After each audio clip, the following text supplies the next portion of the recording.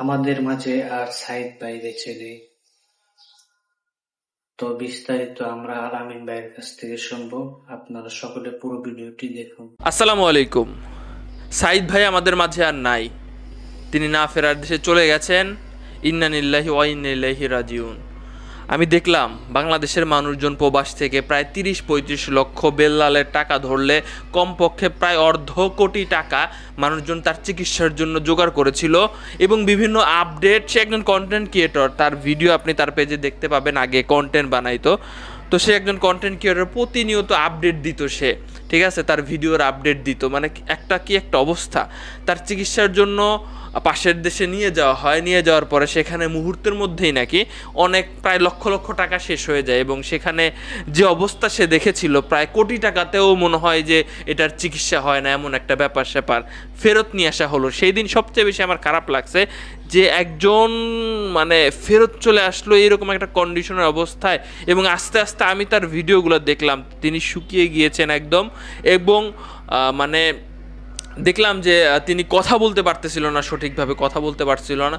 মানে অ্যাম্বুলেন্সে মনে হয় লাস্ট স্পষ্টভাবে কিছু কথাবার্তা বলেছে, এরপরে কথাবার্তা আস্তে আস্তে কমে এসেছে এবং সর্বশেষ আজকে আমরা দেখলাম যে তিনি আর আমাদের মাঝে নাই। তো তাকে নিয়ে বিভিন্ন ধরনের ঘটনা ঘটেছে।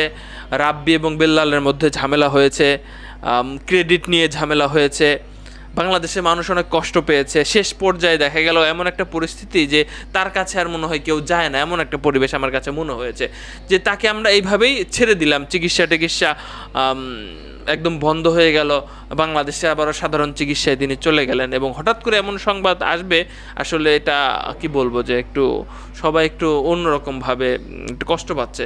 তার চলে যাওয়ার সময় হয়েছে, চলে গেছে, তবে আমাদের চেষ্টা আর কি কোনো কমতি ছিল জানি না আমি। তবে অনেকের কাছে তাকে প্রতারকও বানানো হয়েছে যে সে হয়তো বা এই টাকা পয়সা নিয়ে ব্যবসা করতেছে। আমি লাস্ট কয়েকটা ভিডিও দেখে বলতেছিলাম এই লোক মনে হয় আর থাকবে না আমাদের মাঝে, অবস্থা এমনটা হয়ে গিয়েছিল, আমি বলতেছিলাম পরিবারের লোকজনের সাথে। কিন্তু আজকে একদম এই নিউজটা শুনে আমি একটু কি বলে খারাপ লাগতেছে, সাথে সাথে আপনাদের সাথে একটু শেয়ার করার জন্য আসতেছি। তো দেশে এরকম অসংখ্য মানুষ আছে যাদের পাশে বাংলাদেশের মানুষজন দাঁড়ায়। তো আবু সাইদের ঘটনাটা একটু মানে ভিন্ন ছিল, সাইদ ভাইয়ের ঘটনাটা একটু ভিন্ন ছিল।